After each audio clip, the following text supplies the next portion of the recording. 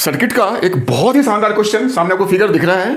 इस क्वेश्चन में आप देख रहे हो एक बैटरी है, एक कैपेसिटर है, रेजिस्टर्स 1 2 3 4 चार रेजिस्टर्स हैं। तो ये आपका सर्किट है।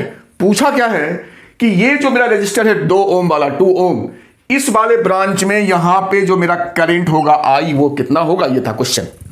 अब लोग सोचते हैं भाई बैटरी भी है, रेजिस्टर्स भी है, कैपेसिटर्स भी है, बड़ा कॉम्प्लिकेटेड होगा। तो देखो सारा कंसेप्ट का यहाँ खेल है। यहाँ जिसका कंसेप्ट है वही इसको कर सकता है। वो कंसेप्ट, सबसे पहला कंसेप्ट इसमें क्या लगेगा, वो लगेगा कैपेसिटर्स और बैटरी का क्या रिलेशन होता है, डीसी। ये जो बैटरी हमारा डीसी है, तो जानो जैसे ही हम किसी कैपेसिटर को बैटरी के साथ जोड़ते हैं, डीसी के साथ जोड़ते हैं, कैपेसिटर मेरा तुरंत चार्ज हो जाता है और आफ्टर चार्जिंग जो कैपेसिटर होता है वो डीसी को ब्लॉक कर देता है। There is no current in this branch. इस वाले ब्रांच में करंट होगा ही नहीं। तो ये जो यहां इतना जो तुम्हें दिख रहा है कॉम्प्लिकेशन, ये खत्म। ये ब्रांच अब एग्जिस्ट ही नहीं कर रहा है जब इसमें करंट नहीं है। भाई जिसमें करंट नहीं उस ब्रांच का क्या मतलब है।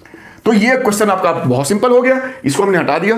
अब बचा यहां पे 2 रजिस्टर और यहां पे 1 रजिस्टर्स। अब ये दोनों पैरेलल में है तो हम इन दोनों का निकालेंगे इक्विवेलेंट। तो आपको पता है जो रेजिस्टेंस 2 होते हैं R1 R2, तो 3 दूनी 6 अपन R1 R2 5, तो ये 1.2 ओम इन दोनों का इक्विवेलेंट हो गया। और इन दोनों के साथ ये जो है ये सीरीज में होगा।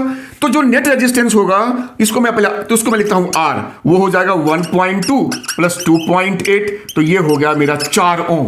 तो ये सर्किट अब सिंपल हो गया। 4 ओम का रेजिस्टर हो गया और 6 वोल्ट की बैटरी हो गई। तो भाई करंट क्या होता है, करंट होता है V/R। तो ये हो गया 1.5 एम्पियर करंट मेरा मेन सर्किट में इतना हो गया। अब यही सर्किट को फिर हम यहां देखते हैं। अब ये करंट हमारा यहां आएगा। तो अब हम देखते हैं इन दोनों पॉइंट के बीच कितना वोल्टेज होगा। तो एक्चुअली ये दोनों मिलकर के हमारा 1.2 ओम ही थे। ये 1.2 ओम करंट है मेरा, इसमें 1.5 एम्पियर। तो इसके अक्रॉस जो वोल्टेज होगा वो आई यानी 1.5 इंटू R 1.2।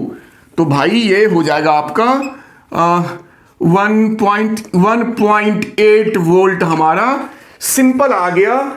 इसके अक्रॉस वोल्टेज, दोनों के अक्रॉस वोल्टेज। अब हमें इतना पता है कि ये भी सेम वोल्टेज पे होगा, ये भी सेम वोल्टेज पे, चूंकि दोनों पैरेलल में है।